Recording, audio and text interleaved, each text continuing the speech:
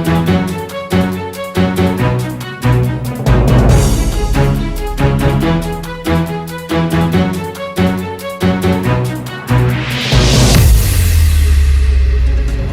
morning and welcome to Market Insights. I am Lavina Emma.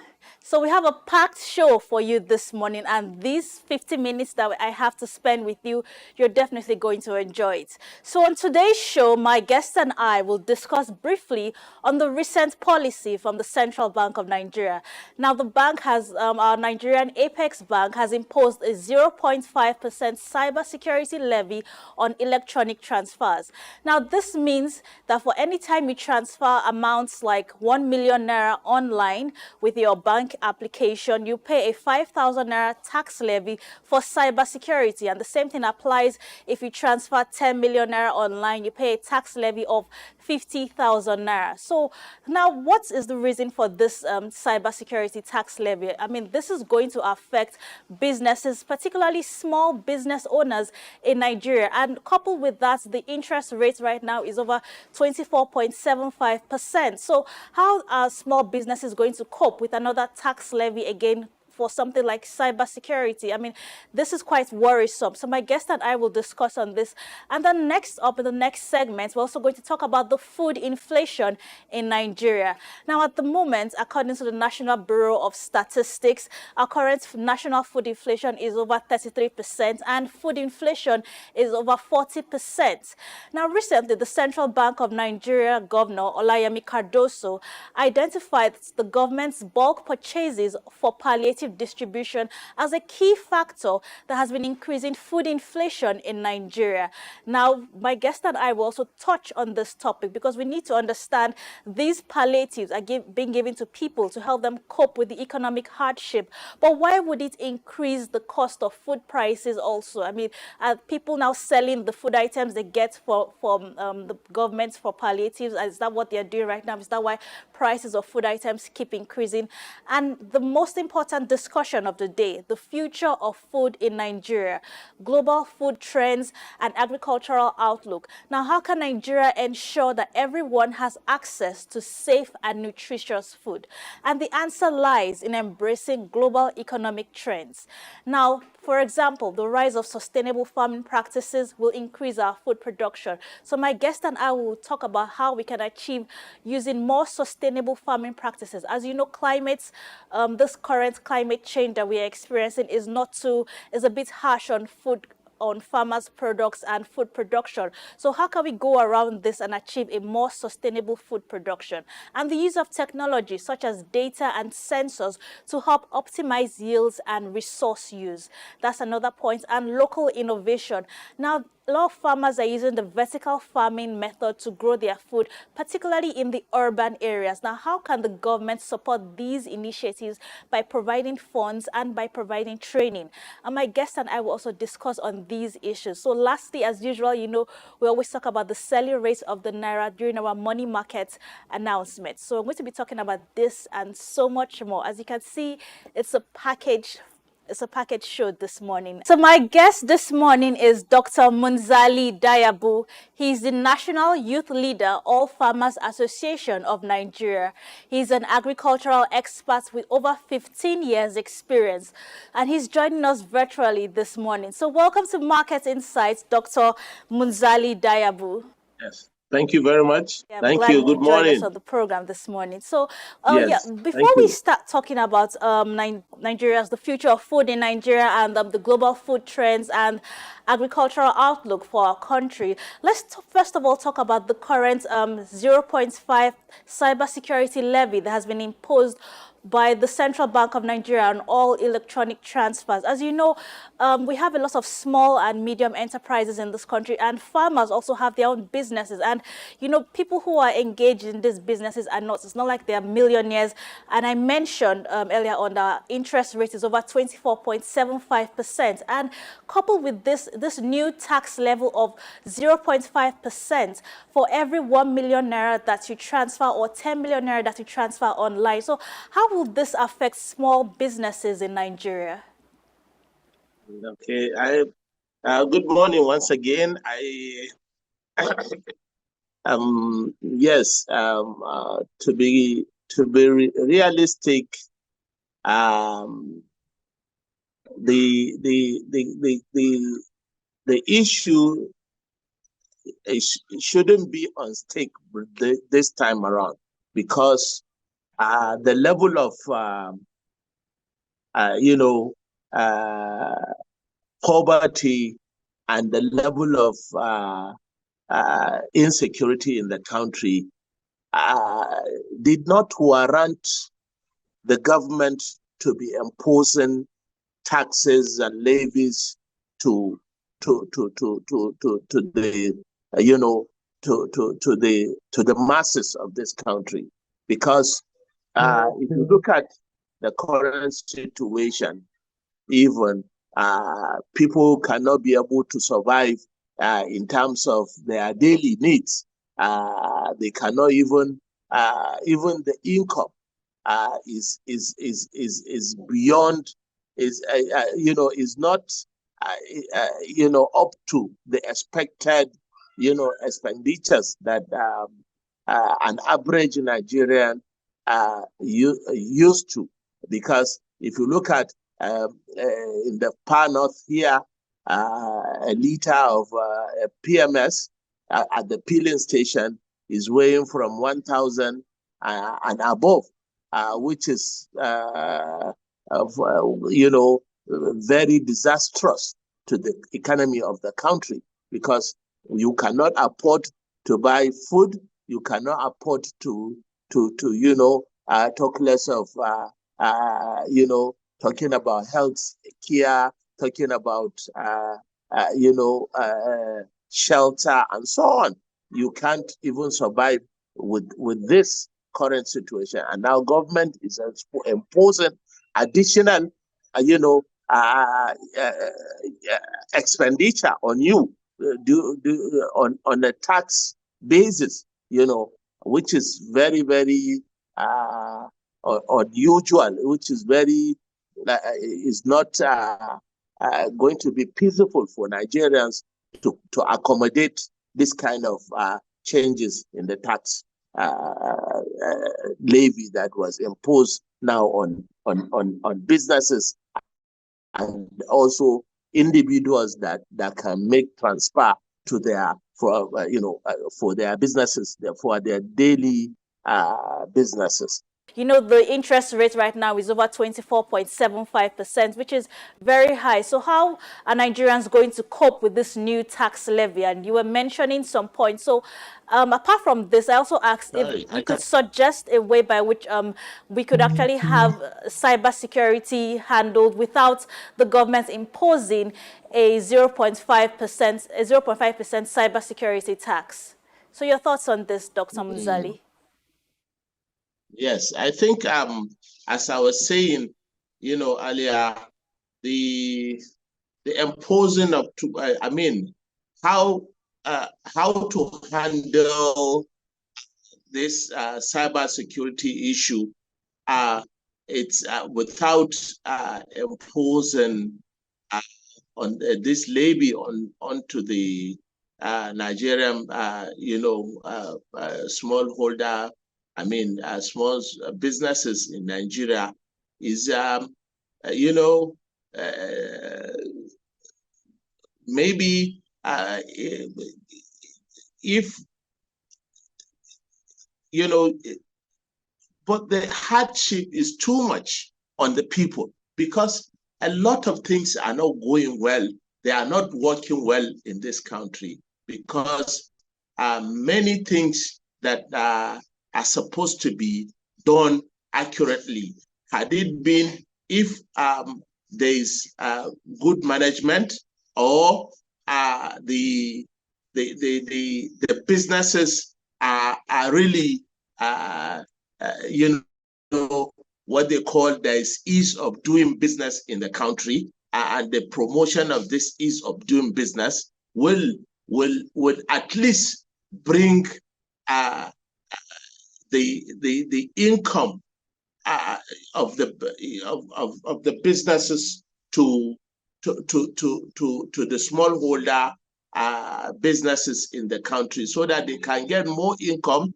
And if there is this income, definitely if you impose any levy, at least the business can accommodate the interest that is therein.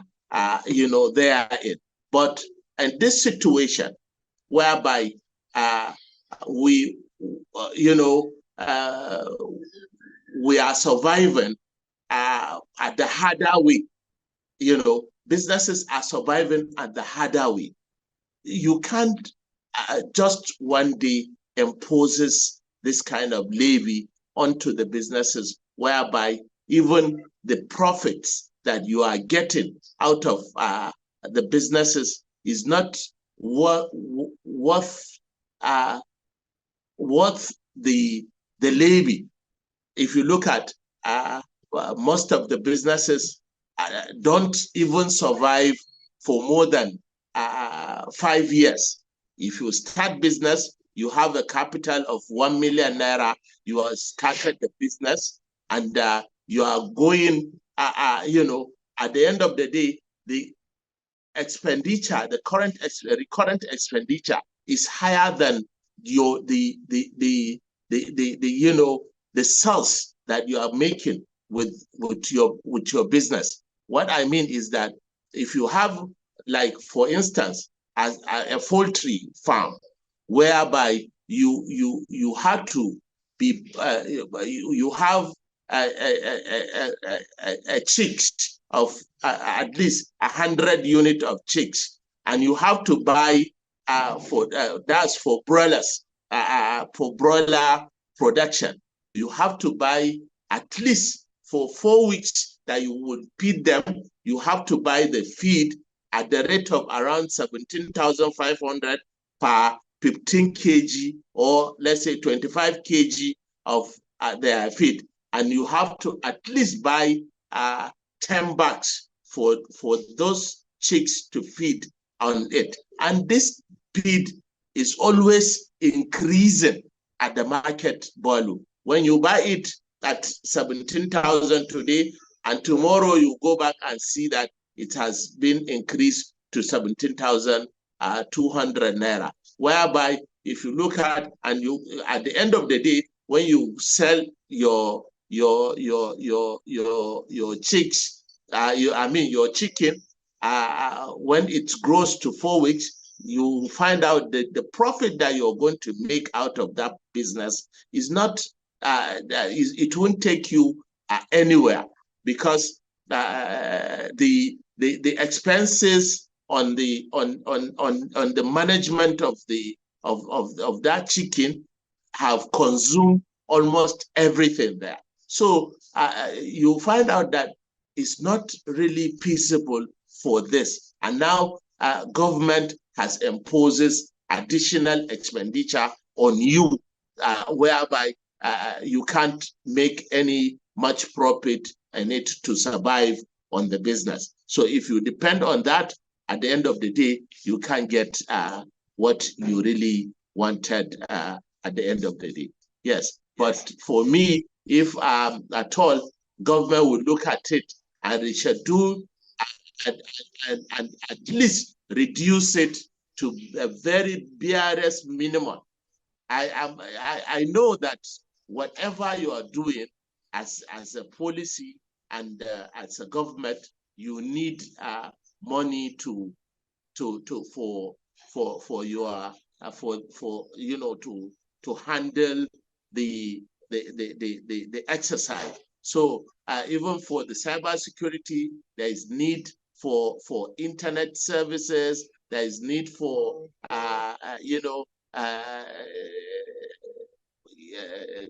tools to be used. There is systems, computers, and so many other things that can be purchased for that purpose.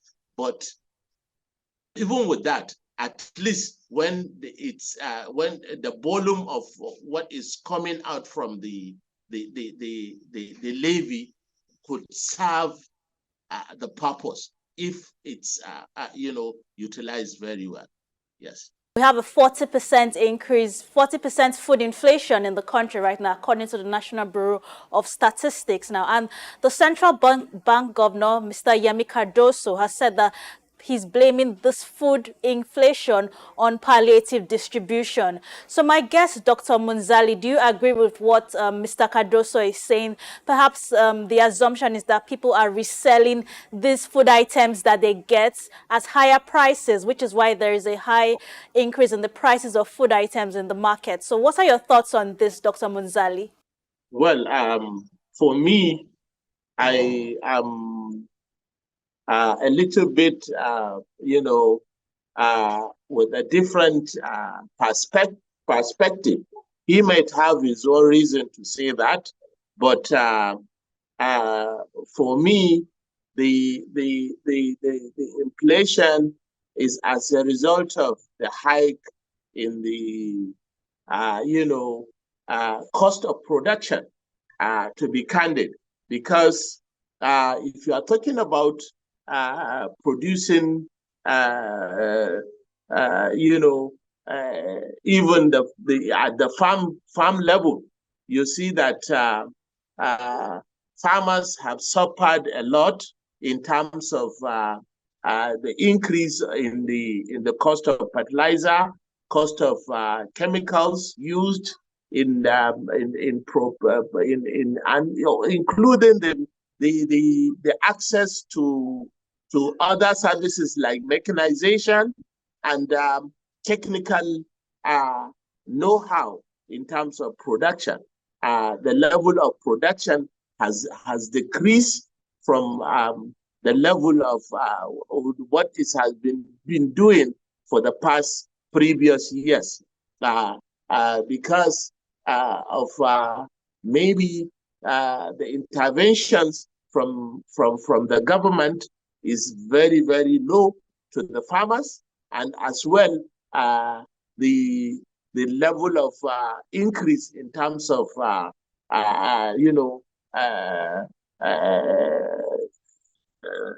production costs, which include cost of diesel, cost of PMS, and so many other factors that are related to that.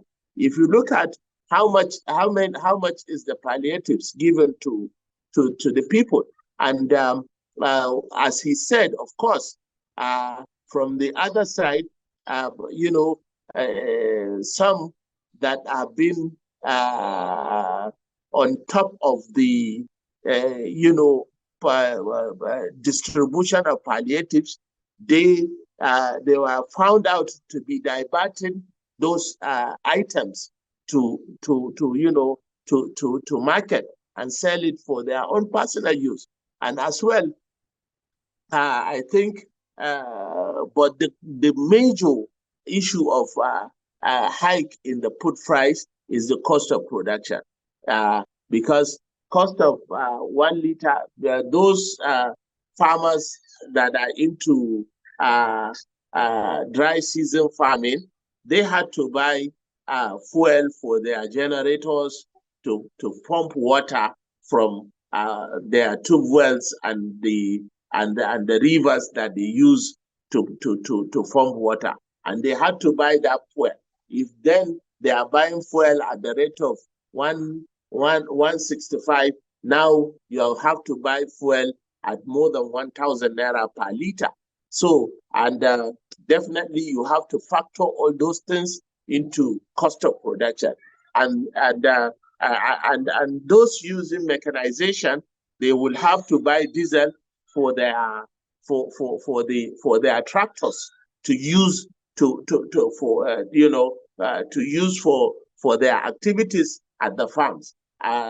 So, and even including when it comes to harvest, you have to transport those goods from farm gate to warehouse or to your house or to the market. And those if it is costing you 100 naira for a bag, now you have to pay at least 500 to 700 naira per bag to transport your goods from farm to market, or from your house to market, or from farm to house, from house to market.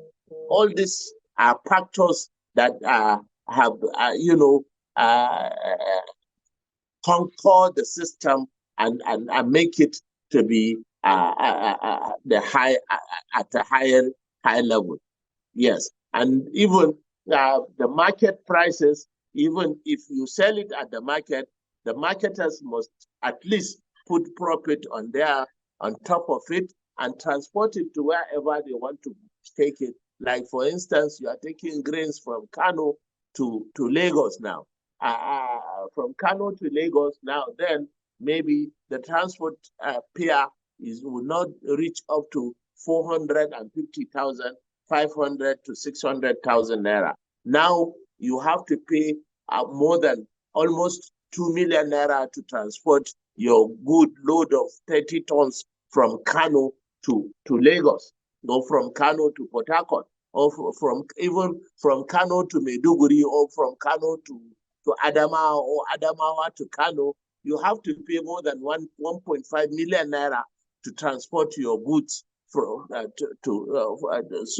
that you must factor it into the cost of selling. So these are the things that makes it work. And the capacity of the production has been declined due to the fact that a lot of farmers cannot afford to buy fertilizers. They cannot afford to buy inputs for themselves to continue their business. If you are doing 10 hectares, you cannot even, with the money you have for 10 hectares, then you cannot even do 1 good hectare of production. So you can see the decline of how it was affecting the production and so on. Yes. Dr. Munzali, yes, I understand your thoughts on this. Yes, the high cost of production is a very important factor which is responsible for food inflation in our country. And my colleagues also went to the market. They did a market survey on the prices of food items in the country right now, and most of the traders have been blaming the high cost of food items on the distributors, or not just the people producing, also the people distributing, because they are saying the distributors are also increasing their prices, so they in turn have to increase their prices also. And as you mentioned, the marketers need to make some profits. Like there was a woman who mentioned how she buys a carton of Titus fish for 95,000 naira. That's quite high as opposed to compared to what we had Very a few high. years ago. And this is extremely high. And like she said, you can't finish selling the whole carton and you won't be able to make up to the price that you bought it at. So that's another issue for traders. So that's a very valid point to actually take note of. So thank you very much for joining me this morning on Market Insight, Dr. Munzali Dayyabu. It was a pleasure having you on the program as we talked about food inflation in Nigeria and also the global food outlook and agricultural trends in the country. I look forward to having this discussion with you again. Now let's take a look at our money market figures for this morning, for today, Tuesday, 7th of May, I beg your pardon. So what the dollar and pound sterling and euro is selling at for today. So the CBN rates, that's the Central Bank of Nigeria rates, and the parallel market rates. For today, Tuesday, 7th May, the dollar is selling at 1,212 naira to $1 at the CBN rate. At the parallel market rate, it is 1,435 naira to $1. The pound sterling, it's 1,544 naira to 1 pound sterling. That's at the CBN rate. The parallel market rate is 1,800 naira to 1 pound sterling. The euro, so at the CBN rate, it's 1,328 naira to 1 euro. The parallel market rate is 1,500 naira to 1 euro. So those are our money market figures this morning for today, Tuesday, 7th May. So that's our package this morning on Market Insights. As we talked about the current, we touched briefly on the Central Bank of Nigeria levy, 0.5% cybersecurity levy. We'll still go further into it on subsequent episodes. And we also discussed with my guest on our global food outlook and agricultural trends and food inflation in Nigeria. And as he rightfully mentioned, the reason for the food inflation is the high cost of production. And as you know, marketers also need to make their money. But at the the end of the day, the consumer, the final consumer, takes the brunt of all these food prices and high tax levies all over the country. So we're looking up to our government to help to reduce this high tax levies and also the high cost of food inflation. Thank you so much for watching Market Insight this morning. It's always great to discuss these issues affecting our economy with you. So stay tuned to the next program on Souk News Television. I am your host, Lavina Emma.